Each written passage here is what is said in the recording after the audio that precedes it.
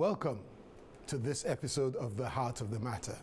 Today we have a guest who is so special to us at The Heart of the Matter, and we're going to be talking about how we can move our country forward in terms of the businesses, etc., that people do. So hang on for an exciting time on The Heart of the Matter.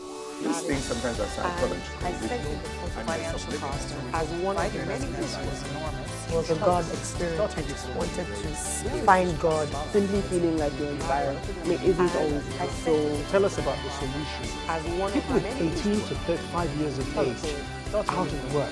Hey, I don't have the skills for this particular problem to solve this particular problem. None of us talked about the bread seller. Welcome back to The Heart of the Matter.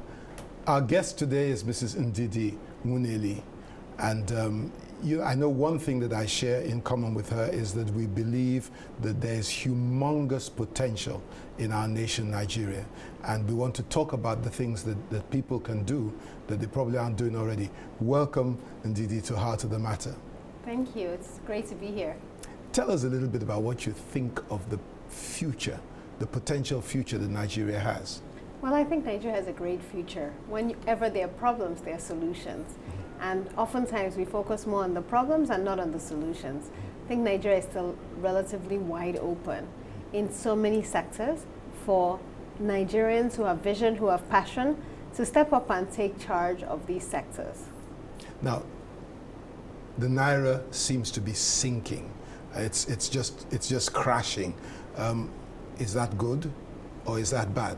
What can people do in the face of a crashing Naira? Well, it depends on your perspective. I think what the crashing Naira has done is demonstrate the importance of local sourcing, because for all the manufacturers and all those who have been in the import-export business, they recognize that those businesses where you're completely dependent on foreign goods is not sustainable in this time. So for everything you import, can you find a local alternative in our country? And I think for those who have vision, they're starting to look at those opportunities, and they're actually making money in these difficult times. We became so dependent on imported things, so that there's hardly any local substitutes.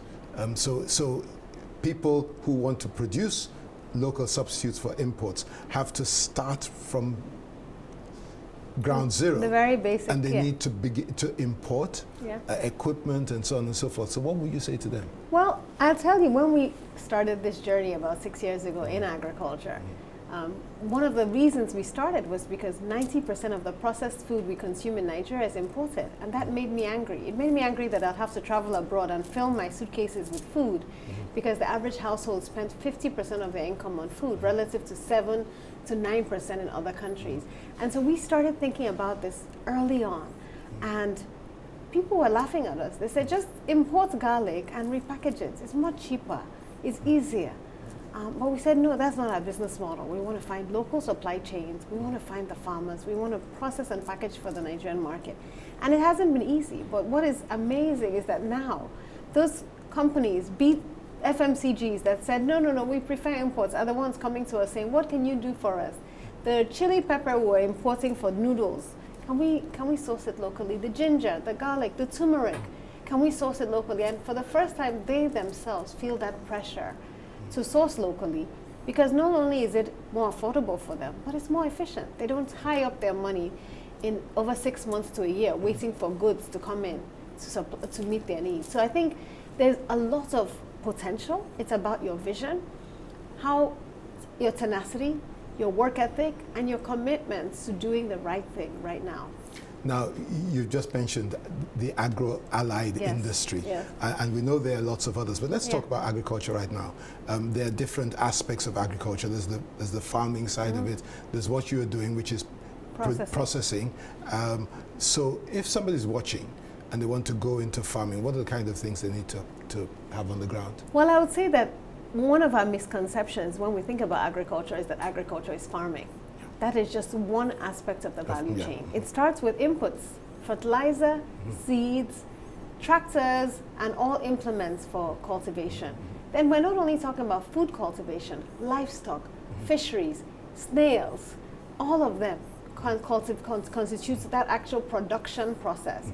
And then after the production, you actually have post-harvest handling, then you have logistics, and logistics is very complicated. Not only is it trucking, refrigeration, then you have packaging for pre-processed and semi-processed products, and then you actually have the processing itself and the distribution. And within all of these sectors, you also have supporting and related industries, financing for agriculture, whether it's microfinance or private equity, etc. You have insurance for agriculture. You have technology and ICT for agriculture. And there are lots and lots of opportunities across all of those dimensions. So there are lots of places that people can lots slot and lots into. of places. Okay. And I think we first have to think about agriculture as a business. And for each of these opportunities I've mentioned, there are opportunities in agriculture. Think about furniture. Gone are the days where we can import ready-made furniture. Now we have to start thinking about sourcing locally. Wood is an agricultural product. Rubber is an agricultural product.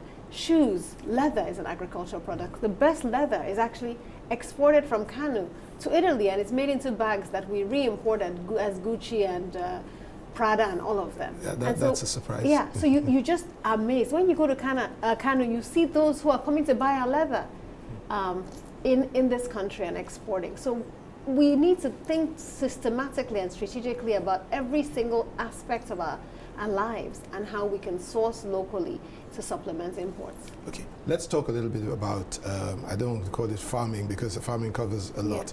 I'm talking about growing plants and so on. In the past, we have been a peasant farming nation where people are farming small plots of land. And I am told that that is not economical. What would you say? And how can somebody get into wide scale? I think that there are opportunities to work with smallholders and source from them. Even though the smallholders have less than 1 hectare, instead of actually starting off with commercial farming, you can put those farmers into clusters. You can teach them how to use the best seeds and fertilizer and increase their yields. And then utilize their produce. So that's one option. The other one is actually going into commercial agriculture. And there are lots of opportunities in commercial agriculture, in specific value chains. I'll tell you right now, the poultry industry in Nigeria has been growing by 30% a year. Poultry is completely dependent on maize and soya because those are inputs for feed for poultry, and we cannot meet their needs. We were bringing in our feed at one time. Yeah, we cannot meet the needs. We still import soya and maize into this country because we cannot meet the needs of the poultry industry. So there are tremendous opportunities to go into commercial agriculture in soya and maize, also in rice. And then think about some strategic crops like palm, which is a longer term crop but is extremely lucrative because the palm, nothing is wasted when you do palm, nothing. Down to the kernel, the shell, you can sell everything. The same with cashew. Cashew is tremendously profitable, and there's a huge demand for the cashew, a Nigerian cashew, all over the world. The fruit and the nut. Yes, sesame. Nigeria exports is one of the largest producers of sesame in the world. So when you go to McDonald's and you have a bun that has sesame on it, a hamburger, that sesame is likely from Nigeria. So when you think about some of these commercial commodity crops, we can grow them in commercial farms. And we see an emergence of commercial farms. Cassava is a huge untapped opportunity, and many people are backward integrating. Most of those who are in flour milling are backward integrating to cassava farming to supplement their imported weeds with cassava flour, and we see a huge boost right now. I hear that cassava is probably one of the best sources of edible starch. Edible starch and glucose. And so you see companies like Nigerian breweries using cassava starch to produce beer, Nestle using cassava starch for some of its inputs. So there is a growing demand for cassava starch, not just for the regular, what you think about cassava as a, cassava Gari. flour or gari. 80% still goes to gari, but there's huge demand in all other supporting and related industries who are trying to supplement what they've been importing with local produce. Okay. We're going to take a short break now. We'll be back in a moment talking to Ndidi.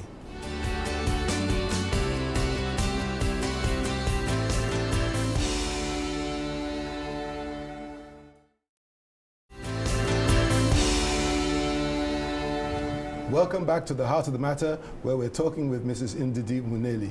We've been talking about agriculture as one of the potential areas that people can find great opportunities. We've talked about farming on the land. Now let's talk about animal farming. A lot of people went into fish farming, but I don't think they did very much other than all I hear of is catfish. And I think there must be other kinds of fish they can farm as well. What other areas can people look at? Well, there are tremendous opportunities, as I've mentioned, in poultry, but also in pig farming, rabbit, snail. You've mentioned fish, other types of fish apart from just catfish. Nigerians love tilapia, croaker, and we haven't figured out how to do it in a cost-effective way. Okay. There's also a lot of opportunities in what we call small ruminants, like a rabbit.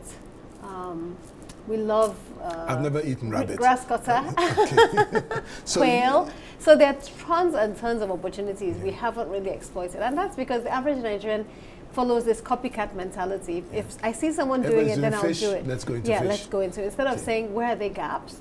Where are we currently importing? If you go to most of the large restaurants across Nigeria, they're still importing a lot of their beef, their steaks, their sausages, even their bacon.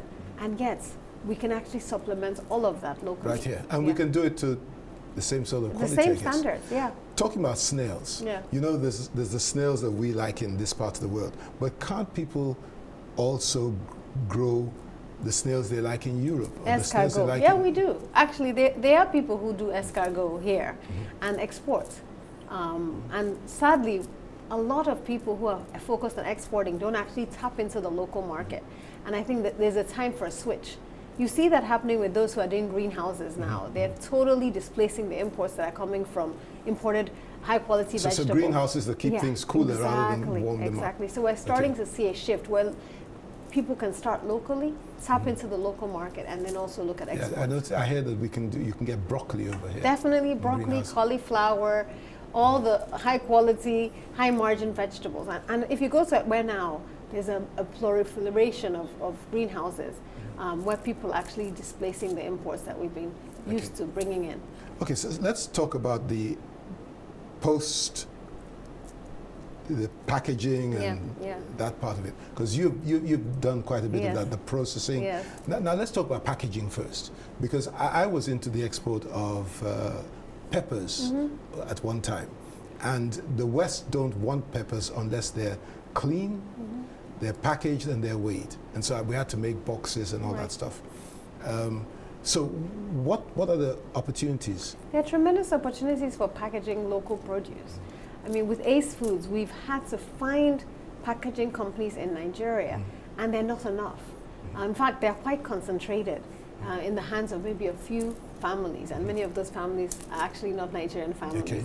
So there are tremendous opportunities to go into plastics, plastic bottles, wraps, boxes, and move into even, for those who want to do ready to eat, those styrofoam containers. But a lot of these will involve a lot of capital investment at the beginning, especially with the importation content. I mean, plant and machinery and so on. Right, but I think with plastics you can actually do modular production. So start with the, smaller batches and then gradually ramp up. And the beauty of our sector is that you can get pre-orders from companies that are dying to source locally, who don't want to be exposed. And those pre-orders enable you to be able to get working capital or private equity or even angel investors, because they can see that there's already demand for your product. That reduces the risk of anybody giving you money.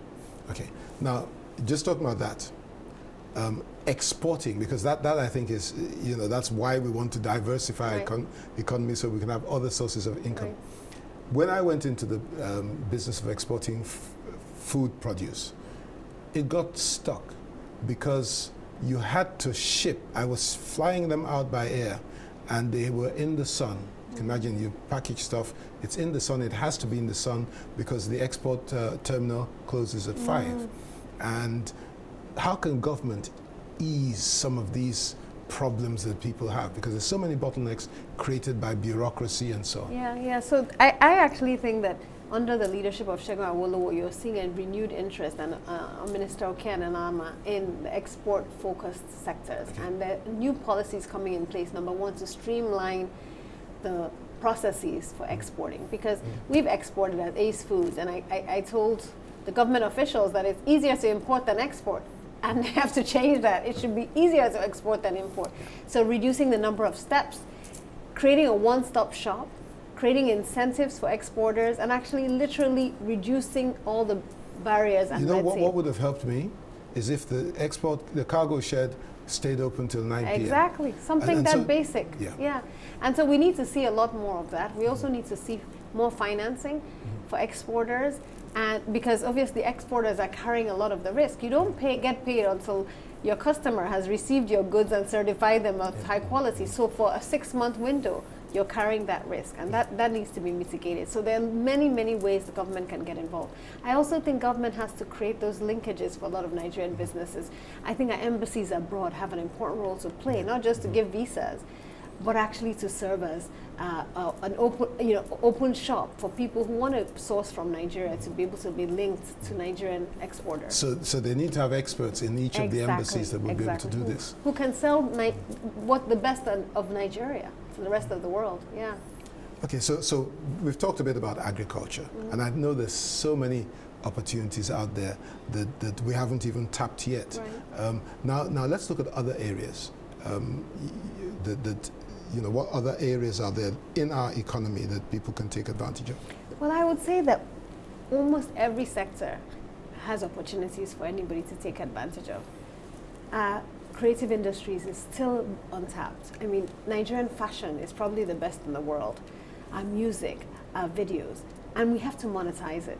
I see that we're doing good work, but we haven't figured out how to generate the most value for the work that we do. One way is that we actually have to come together and package ourselves and protect. Let's talk about the film industry in Hollywood. Industry, yes. Most people are frightened of piracy. Piracy is a huge challenge.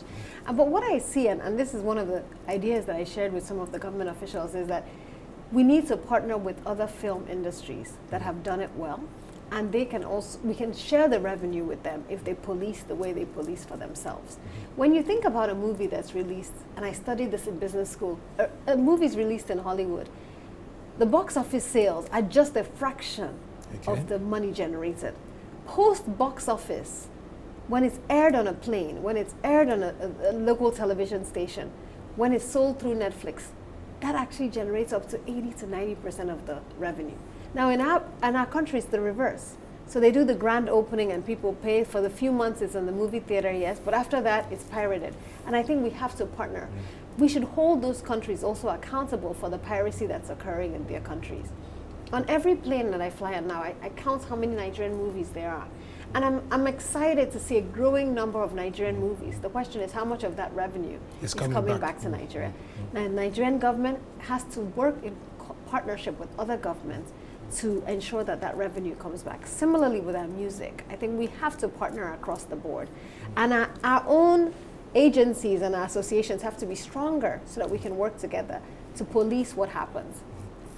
I think we value our work. Others have to value it. We have a limitation in Nigeria.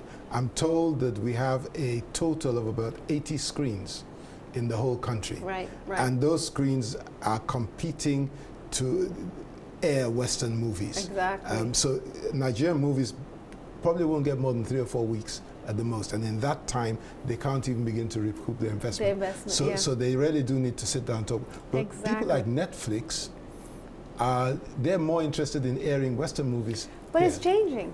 It's changing, and we're starting to see an appetite for Nigerian movies all over Africa and all over the world.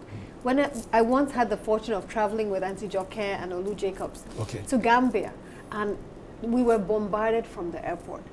It was amazing. They wanted movies. People knew who they were. They surrounded them. I said, please, I'm their manager. You have to pay me to see them.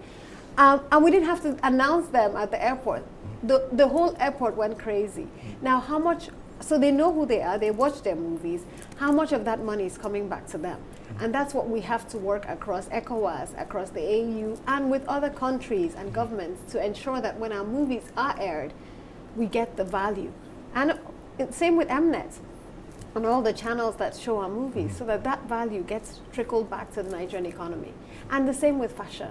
I mean, our designs are amazing, and people are starting to copy them in other parts of the world. Like sequins and all that. Exactly. We put on our clothes, yeah. And even you see, go to Abeokuta and you see the number of Chinese garment manufacturers who come and see the patterns of Adire that are the dyeing, and go and copy the patterns and reproduce mass. And we buy them back from the Chinese. And so that is a woman sitting in some Owo, in some village, is coming up with an amazing design. Is she getting any value for it? So I think we also have to start thinking systematically about our patents, our trademarks, and the value we place on what is proudly Nigerian. So what we're looking to is government to do a lot of the things partnering with the private sector and with the industry associations and other governments as well. Okay, now let's talk about one of the things that I know is very dear to you. It's our young generation. Yes. You know, they say children are the hope of the future. Our education system. And I think that's an untapped opportunity. In fact, with the rising currency, you see so many people bringing back their kids from the UK and US, saying you have to get educated in Nigeria. And yet, we're all struggling to find the highest quality schools. Nigerians will pay for education, they'll pay for healthcare. What we need are people to rise up and create those model high quality schools at the university level, even from preschool. Nigerians will pay. Every time I fly to Ghana, half of the plane is filled with Nigerians going to Ghana for university, and it breaks my heart. Why are they going to Ghana for university when before Ghanaians used to come to Nigeria for university? So I think for entrepreneurs out there, if you are passionate about education, this is actually the time to enter and build a world-class school. Every parent is looking for that world-class school that can compete globally with the best of the schools. And if you can deliver, the demand is there. Sustain that demand once you start as well. Don't let it fall. As growth and your waiting list gets longer, you feel like you can, call the shots. Yeah. One last question, and I think this is a very important one for many of our viewers. Money. How can people source the finances to get into these new areas of enterprise? Well, I just wrote a book called Social Innovation in Africa, Practical Guide for Scaling Impact. And I wrote a chapter on financing scaling. And what struck me after I interviewed people all over Africa is that there's more money chasing good projects than there are the projects. And this might shock you. The tragedy is that many of us are not investment ready. If someone said to you, I want to give you $1 million, are you ready to receive $1 million? Number one, what is your track record? Not with that business, that might be a startup, but with what you've done previously. Can others vouch for you? Do you have a governance structure in place? Are you a one-man show? Do you have a board? You have to have a board from day one, because no one wants to invest in an individual. They want to invest in an individual that has governance structures in place, because they want to be sure that their investment is safe. Now, what about your vision, and what is the exit? Can they put money in and know that they can pull it out at some point? Or are they going to have to look for you because you've used it to buy a car or house? And then, what's your plan? How are you going to grow the business? How are you going to reinvest?